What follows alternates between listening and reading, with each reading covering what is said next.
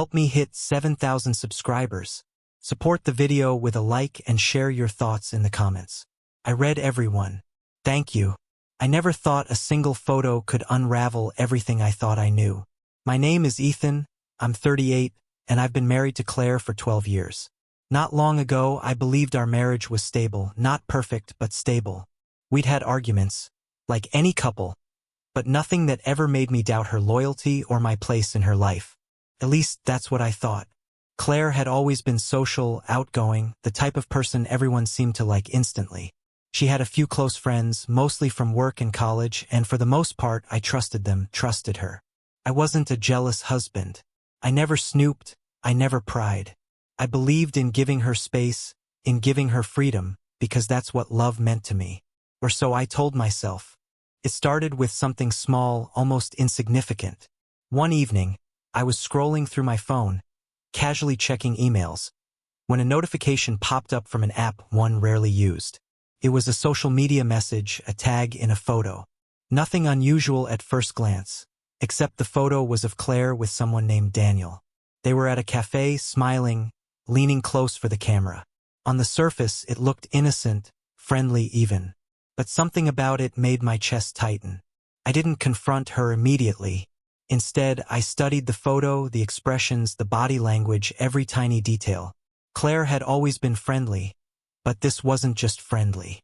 Something about the way she leaned toward him, the ease in her smile, felt off. It wasn't just a flicker of doubt. It was a nagging, insistent warning that something wasn't right. The next day, I decided to ask casually, trying to keep my voice neutral. Hey, I saw the photo of you and Daniel yesterday. Looks like you guys had fun. I expected her to laugh it off, make a joke, or even just brush it aside. But her reaction caught me completely off guard. Claire stiffened, her eyes darted toward the window, and she smiled. A little too quickly, too tightly. Oh, that?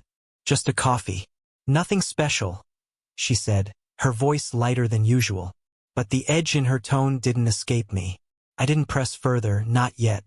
I wanted to see if she'd slip, if she'd betray the truth on her own. Over the next few days, I noticed subtle changes. She started coming home earlier than usual. Her phone, which she normally left on the table, was suddenly always in her hand or tucked into her bag. She laughed a little too loudly at my jokes, asked me repetitive questions about my day, and seemed unusually eager to share mundane details of work. Every action, every word, felt like a carefully constructed performance. It was then that I realized something crucial. The moment I had seen that photo, something had shifted. Claire had panicked. Not in a distant, vague way, but a real, urgent panic that made her act differently, almost desperately.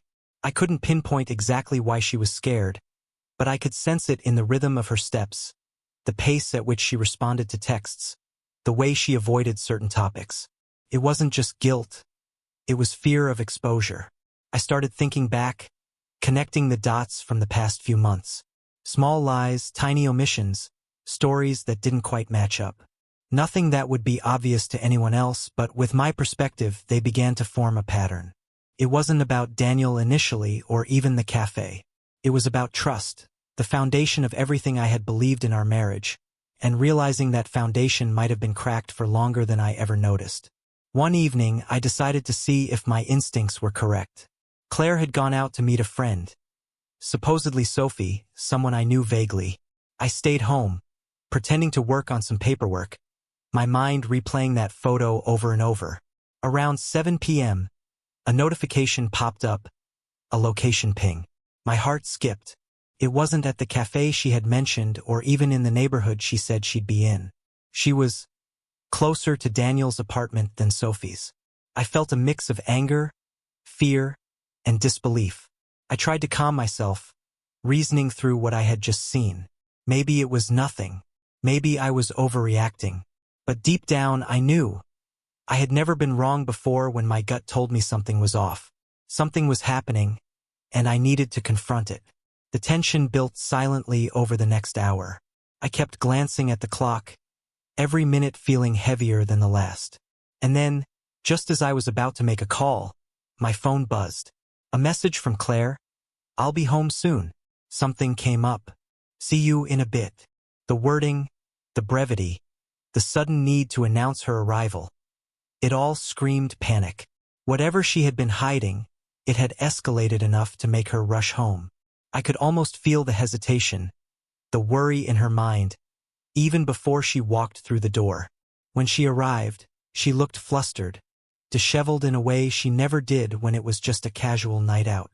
She avoided eye contact, but there was something else, a vulnerability, a crack in the carefully maintained facade. I didn't say anything at first. I waited. I watched. And in that silence, I realized that the photo wasn't just a picture. It was a revelation. A single image had forced the truth into the open, made her act differently, made her panic. I knew then that I couldn't ignore it. Something had to change. Something had to be said. I waited a few moments before speaking, letting the silence stretch just enough for her to feel its weight. Finally, I asked, "Claire, where were you really tonight?" My voice was calm, steady, deliberately controlled. I wanted clarity, not a fight. She froze, her eyes flicking toward mine, then down at her hands. There was a pause that lasted longer than any ordinary hesitation. And then, quietly, she said, I met Daniel." The words hit me in a way I wasn't prepared for. Not like a shout or a slap, but like the cold drop of water that seeps through your clothes in the dead of night. I had known something was off, but hearing her admit it, even so quietly, made the reality undeniable. "Why?" I asked, the single word carrying years of disbelief, hurt, and confusion. She shifted, restless, her voice low. "It's complicated. I didn't want you to worry. I didn't think it would matter. But it did matter. Everything about it mattered. The trust we had built, the life we shared, the countless nights and mornings. All of it suddenly seemed fragile, like a vase I had spent years polishing only to have it shatter with one careless step. I took a deep breath, steadying myself. I wasn't going to yell. I wasn't going to cry, at least not yet. "Claire, we've been married for over a decade. I trusted you. And you lied about a friend? About Daniel?" Her eyes filled, not with anger, but with guilt. She nodded, a tiny motion that seemed to shrink her in the doorway. "I didn't know how to tell you. I thought it was harmless, just coffee. I wasn't thinking clearly." Harmless. That word echoed in my mind. Harmless. That's what she called a secret meeting with someone she knew would compromise everything between us. That was her excuse. And yet, for all the hurt, I couldn't ignore a strange part of me that wanted to understand why. I wanted to hear her side, even though part of me screamed to shut the door and walk away. I sank into the couch, staring at the floor. "Do you understand why this terrifies me? Not just the lie, but what it means. That our trust, that it can be bent so easily." She knelt beside me, tentative, reaching out. "I panicked when I saw that photo," she admitted. "I wasn't expecting. It was just a moment, a mistake. But I wanted to come home before you noticed. I wanted to fix it before it became real." There it was, the panic I had sensed all along. The photo, the location ping, her rushing home, it had been driving her actions. And now, finally, the truth matched the instincts I'd been wrestling with for days. I closed my eyes, taking in her words. For a moment, the tension in the room felt suffocating, like the air itself was charged with every unspoken thought, every hidden emotion, every betrayal that had been simmering beneath the surface. And then, slowly, I exhaled. "Claire, I need honesty from now on. No more small lies, no more pretending. I can forgive mistakes, but I cannot survive deception." My voice was firm, measured, carrying both authority and pain.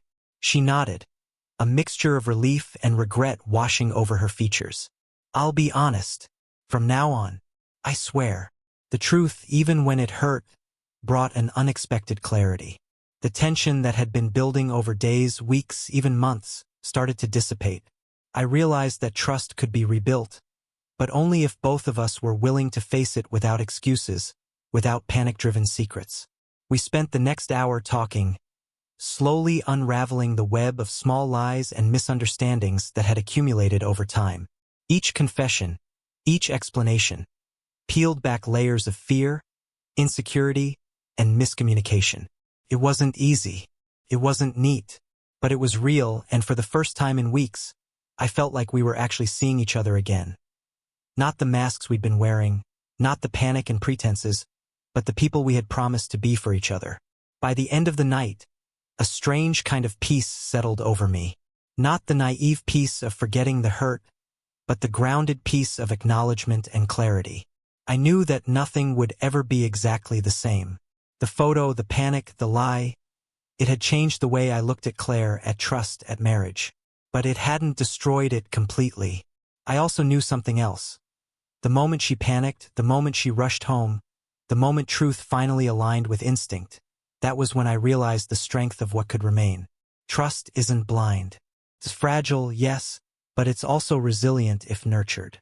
And now, for the first time in a long while, I felt that we had a chance, a real chance, to rebuild it.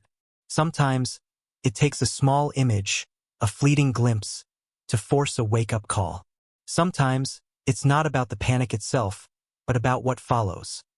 The honesty, the confrontation, the quiet understanding that what matters most is not avoiding mistakes, but facing them. That night, as I lay in bed next to Claire, listening to the steady rhythm of her breathing, I realized something profound. Life would always have secrets, missteps, and moments of doubt. But love, real love, isn't about perfection. It's about patience, courage, and the willingness to come home, even after you panic. And for now, that was enough.